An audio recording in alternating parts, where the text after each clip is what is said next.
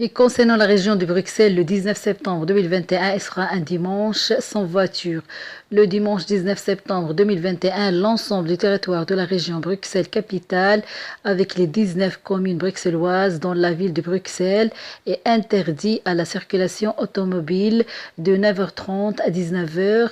Sont concernés par cette interdiction tous les véhicules à moteur, y compris les véhicules LPG, les véhicules électriques à 2, 3 ou 4 roues.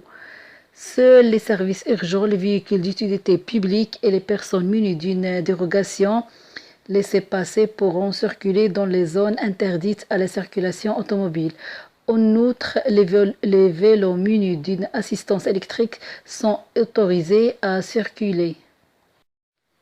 Et concernant le rapatriement des Belgo-Afghans, pour Sami Mehdi, le secrétaire de l'État à l'asile et à l'immigration, Sami Mehdi, qui était l'invité de la matinale de LN24 le 31 août 2021, il a notamment évoqué le rapatriement des Belges d'Afghanistan ainsi que la gestion future de la Belgique dans l'accueil des demandeurs d'asile.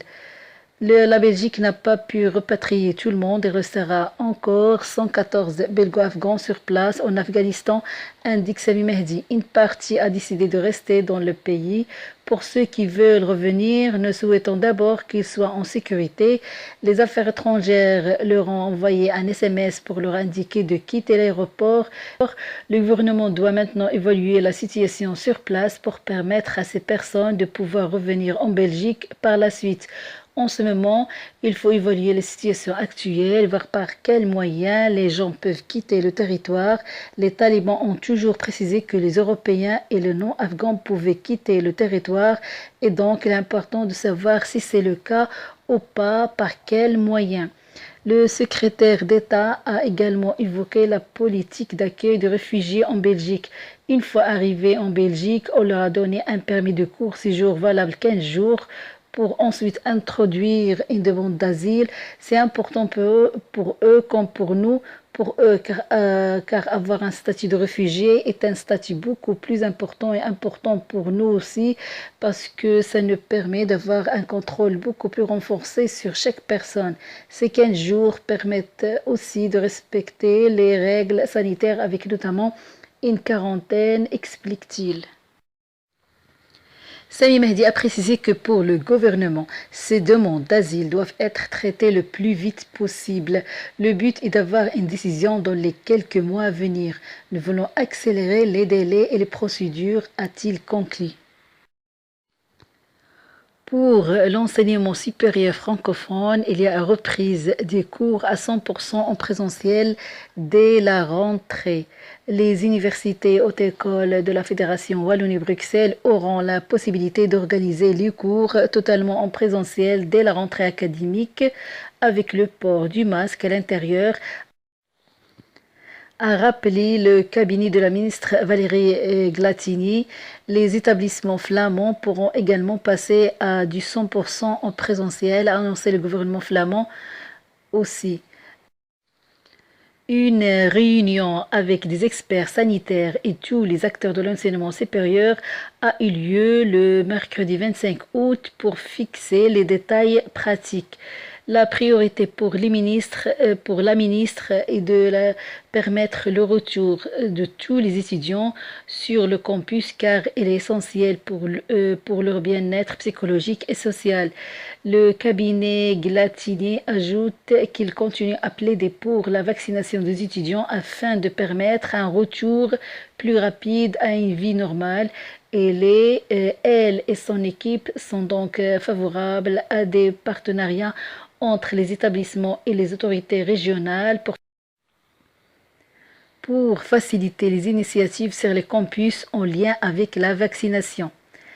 En Flandre, dès la prochaine rentrée académique, les hautes écoles et universités pourront repasser un enseignement en présentiel à temps plein et dès lors utiliser à nouveau 100% de la capacité de leur campus, comme l'a annoncé le ministre d'Enseignement Ben Waits. Cette embellie des conditions d'enseignement ne concerne pas par contre pas encore les établissements d'enseignement supérieur néerlandophones à Bruxelles en raison du faible taux de vaccination dans la capitale. Concernant le prochain comité de concertation, il aura lieu le 17 septembre. Le gouvernement fédéral et ceux des entités fédérées se réunissent le vendredi 17 septembre pour un nouveau comité de concertation, confirme le cabinet du Premier ministre Alexander De Croo vendredi.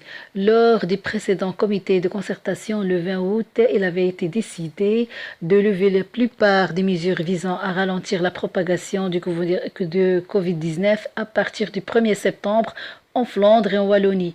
Les mesures d'assouplissement annoncées pour ces deux régions n'ont cependant pas été instaurées en région bruxelloise, la situation épidémiologique et vaccinale étant toujours jugée préoccupante. Le télétravail y reste recommandé et les établissements Horeca doivent pour leur part toujours fermer à 1h du matin au plus tard. Le 17 septembre, les discussions pourront tourner autour de Covid Safety Kit qui permet de prouver une vaccination ou un test PCR négatif récent. Actuellement, celui-ci permet d'organiser des événements sans masque ni distanciation. Des voix se font entendre pour élargir le dispositif à d'autres activités. Concernant la France, il y a 50 millions de Français primo-vaccinés. Et c'est une performance inimaginable. Il y a encore quelques mois, la France s'apprête en ce début septembre à franchir la barre des 50 millions de primo-vaccinés et figure dans le peloton de tête européen et mondial de la vaccination contre le Covid-19. Réputée championne des anti-vax, l'Hexagone a finalement remporté le titre de pays modèle après une ruée estivale dans les vaccinodromes. Entre les difficultés d'approvisionnement, les déboires AstraZeneca et la réticence des parties de la population, cette campagne débutée fin décembre a connu de nombreux rebondissements jusqu'au 12 juillet et l'annonce par Emmanuel Macron de l'élargissement du pass sanitaire. Malgré ce succès retentissant, le gouvernement a la victoire modeste. Il y a encore du travail, il y a encore des populations qui ne sont pas vaccinées et sont exposées et donc en danger d'une certaine manière, reconnaissait le Premier ministre Jean Castex en visite fin août dans un centre de vaccination mobile. En effet, derrière ce chiffre impressionnant de 50 millions de primo-vaccinés se cachent des disparités et des failles que l'exécutif compte bien combler en cette rentrée. Première lacune, la vaccination du senior ne progresse plus qu'à la marge. Plus de 11% des plus de 75 ans ainsi que près de 9% de la tranche d'âge 60 ans 74 n'ont reçu aucune dose. Par ailleurs, 15% des malades chroniques en France atteints de cancer, de diabète, d'obésité, d'hypertension ne sont pas vaccinés. À titre de comparaison, nos voisins belges, espagnols et portugais sont parvenus à vacciner la quasi-totalité des publics fragiles. Outre la campagne de rappel pour une troisième dose destinée aux plus de 65 ans, la priorité des priorités, ce sont les 2 millions de Français âgés aux malades qui n'ont pas encore été vaccinés, a récemment insisté le ministre de la Santé Olivier Véran. Devant les limites de l'effet incitatif du pass sanitaire, les autorités ont récemment lancé de nouveaux dispositifs pour atteindre ces Français susceptibles de contracter des formes graves et de saturer les hôpitaux. Ainsi, des courriers seront directement envoyés ces prochaines semaines aux personnes âgées pour leur proposer des créneaux avec un bon de transport pour se rendre en centre de vaccination. Les personnes âgées sont toutes identifiées en France sur le registre de l'assurance maladie et aussi sur les fichiers communaux des listes électorales.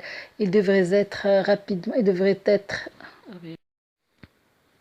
Il devrait être rapidement possible de les localiser et d'aller vers elles pour leur proposer la vaccination, assure l'épidémiologiste Antoine Flahault, contracté par France 24. La proportion d'antivax dans ces tranches d'âge n'a pas de raison d'être supérieure à celle de la population générale, soit moins de 3,5% en France.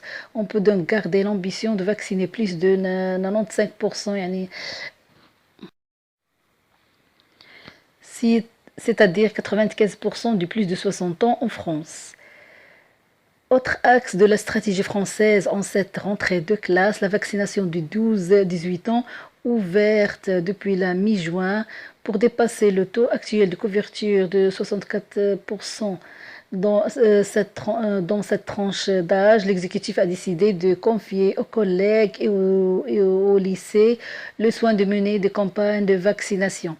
Plusieurs dispositifs sont proposés, un déplacement encadré des élèves vers un centre ou celui d'équipes mobiles au sein des établissements. Après une phase de recul de consentement des familles, les premières injections ont commencé. Le gouvernement se donne 2 mois pour boucler cette opération. Selon Antoine Flahault, les 12-18 ans pourraient même bénéficier d'une obligation vaccinale. Cela sécuriserait grandement leur rentrée et leur scolarité durant la saison froide à venir, plaide l'épidémiologiste. On doit tout faire pour protéger les jeunes, mais aussi toute la communauté, car ils sont l'un des principaux moteurs des contaminations actuelles. Parallèlement à ces campagnes ciblées, le gouvernement va continuer à pousser pour une vaccination de masse, car le rythme des injections faiblit depuis plusieurs semaines. Un peu plus de 100 000 premières doses sont réalisées chaque jour actuellement contre plus de 300 000 au début du mois d'août. Pour y remédier, les autorités lancent des opérations éphémères en cette rentrée. Ainsi, il était possible de se faire vacciner contre le Covid-19 sans rendez-vous le week-end du 4 et 5 septembre. Le chiffre de 50 millions de vaccinés révèle également d'énormes disparités entre la métropole et les territoires d'outre-mer, même si l'écart tend à se résorber. Notre pays connaît aujourd'hui une épidémie à 2 vitesses, a constaté mercredi le porte-parole du gouvernement, Gabriel Attal. La vaccination reste trop faible, même si elle a tendance à progresser. La situation demeure extrêmement inquiétante. Dans les Antilles, seulement 38% des Guadeloupéens ont reçu au moins une dose, selon l'Agence régionale de la santé, contre 73% en métropole. Si la vaccination a fortement progressé cet été, elle reste insuffisante à la Martinique ou encore à la Réunion, où 54% de la population a reçu au moins une dose. Plongée dans une situation critique, la Polynésie s'est aussi lancée dans un marathon avec comme objectif 70% des vaccinés, c'est-à-dire 70% des vaccinés. Beaucoup de familles polynésiennes ont perdu un des leurs de la maladie. Ça les incite à se faire vacciner, explique Daniel Ponia, responsable de vaccination à la plateforme Covid-19 de la direction de la santé de Polynésie. Venez aider à l'organisation de ce centre de vaccination installé dans le cours de la présidence à la Papite. J'ai perdu une de mes amies qui n'était pas vaccinée, raconte-t-il. Ancilio Jo qui est venu recevoir une dose samedi malgré sa phobie des piqûres. On a peur du vaccin, on ne sait pas ce qu'il y a à l'intérieur, mais si on réfléchit bien, ce n'est pas que nous que se regarde, c'est mondial, alors il vaut mieux se faire piquer.